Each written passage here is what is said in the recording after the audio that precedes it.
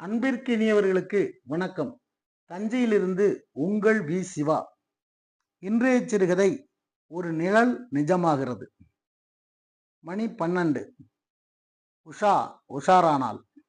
ஊரங்கும் உலா வராமல் ஹாஸ்டல் காம்பவுண்டுக்குள் மட்டும் ஜல் ஜல் சலங்கை சப்தத்தோடு பேய் வர காரணம், சின்ன வயதில் பாட்டி சொன்ன பேய் கதைகளை அப்போது ஆவென பிளந்து கொண்டு உஷா கேட்டுக்கொண்டிருப்பாள். ஆனால் இந்த 20வது வயதில் இளிச்சவாயலாக இருக்க அவள் தயாராக இல்லை. 4 ஆண்டுகளுக்கு முன்னால் காதல் தோல்வியால் தற்கொலை செய்து கொண்ட நளினி ஆவியாக வருகிறாளாம். உண்மையானால் அவள் ஆண்கள் கல்லூரி ஹாஸ்டல் நம்பர் 19க்குத்தானே போக வேண்டும். இங்கு ஏன் வரணும்? அங்குதானே நவீன் தங்கி படிச்சான் என்று கேட்டதற்கு, நான் தான் நளினியை கண்டிச்சேன்.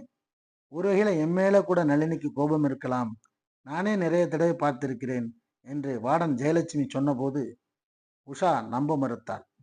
படுக்கும்போது காக்க காக்க சொல்லியும் ஆமன் சொல்லியும் கதவில் நாமம் போட்டுக்கொண்டும் படுத்து தூங்கும் மாணவிகள் மத்தியில் உஷா வித்தியாசமாக வேடிக்கை பார்த்து கொண்டிருந்தாள். ஏண்டி உஷா, ஃபைனல் ஸ்டூடெண்ட்ஸே பயந்துட்டு கிடக்கிறப்போ உனக்கு மட்டும் என்ன? ஜன்னல் வழியா தான் நானே எத்தனையோ தடவை அந்த பேயை பார்த்திருக்கிறேன் என்றாள் பிருந்தா. நவர் இருக்கவே இருக்காது, பேயின்னு ஒன்று கிடையவே கிடையாது என்பாள் உஷா. அரசல் புரசலாக செய்தி ஹாஸ்டலை விட்டு காலேஜை விட்டு வெளியில இப்படி தெரிய வந்தப்போ யாரும் சீரியஸாக அதை எடுத்துக்கொள்ளவில்லை. அந்த பேயால ஸ்டூடெண்ட்ஸுகளுக்கு எந்த தொந்தரவும் இல்லை, பின்ன ஏன் தடை கட்டி 144 போடணும்? போட்டா மட்டும் நின்னடா போகுது? வார்டனே இப்படி சொல்லிவிட்ட பிறகு ஸ்டூடெண்ட்ஸ் எல்லோரும் கப்ச்சு. மணி 11, மீறினால் 11:30, அதற்குள் படுத்து விடுவார்கள். மணி 12:20. வசந்தியும் ஜெயந்தியும் நன்றாக தூங்கி கொண்டிருந்தார்கள். மெதுவாக கதவை திறந்து கொண்டு வராண்டாவுக்கு வந்தாள் உஷா. ஜல் ஜல் சப்தத்துடன் அவள் கண் எதிரவே ஏதோ ஒன்று சுவர் ஓரமாக இருந்த மாமரத்தில் இருந்து கீழே இறங்கி மெல்ல மெல்ல ஹாஸ்டலை நோக்கி வந்து கொண்டிருந்தது. வெள்ளை நிறம், நல்ல உயரம். உஷா உஷாரானாள்.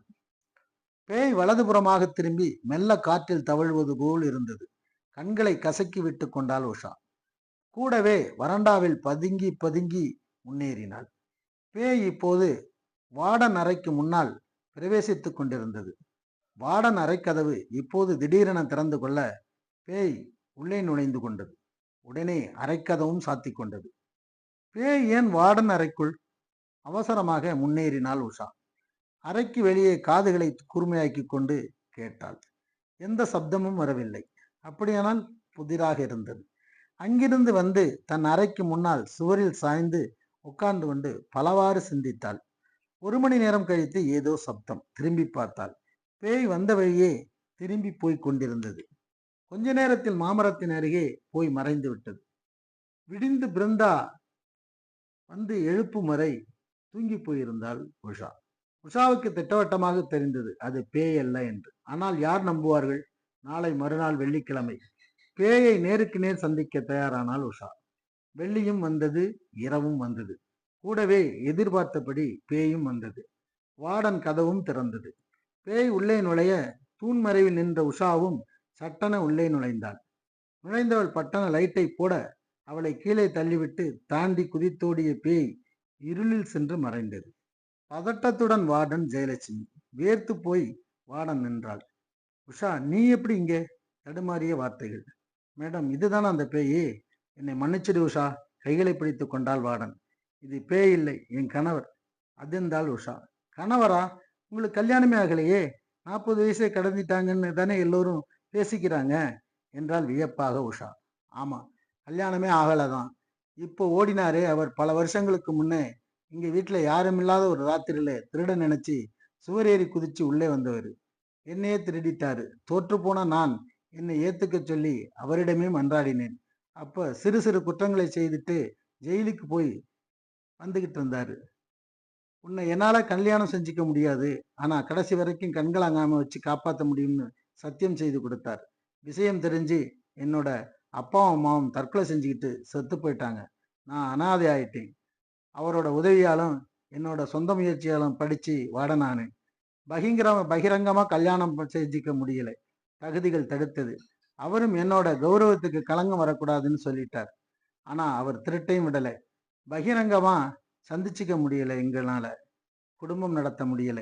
அவர்கிட்ட என்னை இழந்த நான் திரும்ப வேறு ஒருத்தனை கல்யாணம் பண்ணிக்கிட்டு எதை ஒரு மனைவி தன் கணவனுக்கு கொடுக்கணுமோ அந்த கற்பை இவர்கிட்ட இழந்துட்டு மனசு வரல.